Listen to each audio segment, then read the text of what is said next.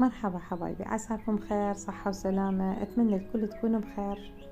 اليوم ويانا وصفة حلو طبقات كل سهل وسريع بنفس الوقت ويفيدكم إن شاء الله بالعصريات أو للخضار. خلونا ننتقل للمقادير. عندي بالبداية راح أطحن الهيل، ملعقة طعام هيل وملعقتين طعام سكر. راح نطحنهم حتى يصير عندي المزيج ناعم بهذا الشكل. راح أتركه على صفحة وراح ننتقل للمواد الرئيسية. عندي 3 أكواب مي، كوب حليب باودر، نص كوب سكر حسب الحلا، فانيلا، وثلاث ملاعق نشا. وراح اخذ من المزيج اخليه على صفحة، ما راح اطبخه، راح اطبخ جزء من هذا المزيج نصه بالضبط. راح اضيف الهيل والشكر على المزيج اللي خليناه بلون ابيض. راح اخلطه لحد ما احصل على قوام ثخين بهذا الشكل. راح اضيف علبة القشطة قبل لا اطفي عليه. ورا ما اضيف القشطة اطفي عليه واتركه على صفحة. تقريبا حصلنا على النتيجة النهائية. عندي جزء ثاني من المزيج ضفت له ملعقتين طعام كاكاو. اذا حبيتوا تضيفوا له سكر لان مرارة الكاكاو راح اكيد تطغي على المزيج. هنا راح نرجعه على النار ونخلطه بهذا الشكل، وكذلك لحد ما نحصل على مزيج ثخين ونرفعه من النار بهذا الشكل. نتيجة صارت ممتازة.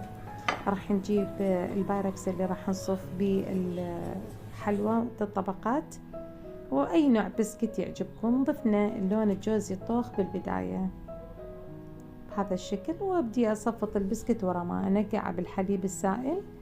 اصفطه، والتصفيط طبعا هذا الشي بكيفكم، شلون ما يعجبكم تقدرون تصفطون البسكت، المهم ما تتركون اي نوع من الفراغ. راح يصير عندي طبقتين بسكت فقط.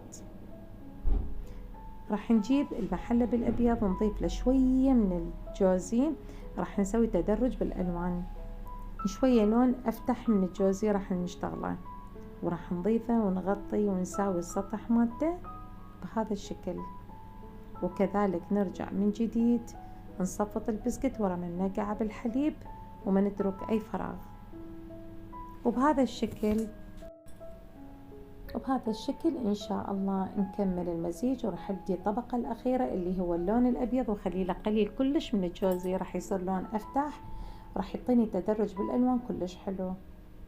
راح أصبه على الوجه وهي هذه الطبقة الأخيرة. هنا سوينا الوجه، وراح نبدي هسه نجيب نوتيلا ونضيفها على الوجه، نوتيلا نستلة أو اللون الجوزي. وراح أسوي لكم هسه النوتيلا البيضة.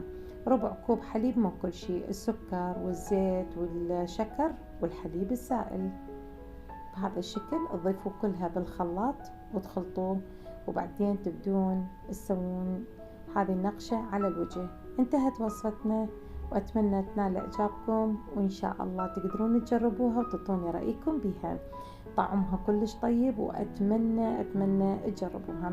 إذا أول مرة تدخلون القناة وتشوفون قناتي، أتمنى تشرفوني وتسووا لي متابعة وتنشروها بين الأهل والأصدقاء.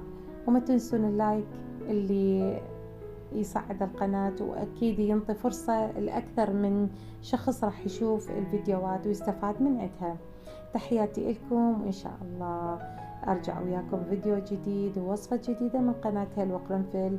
وإن شاء الله أي سؤال تقدرون تطرحونه علي بالقناة وأقدر أجاوبكم. مع السلامة.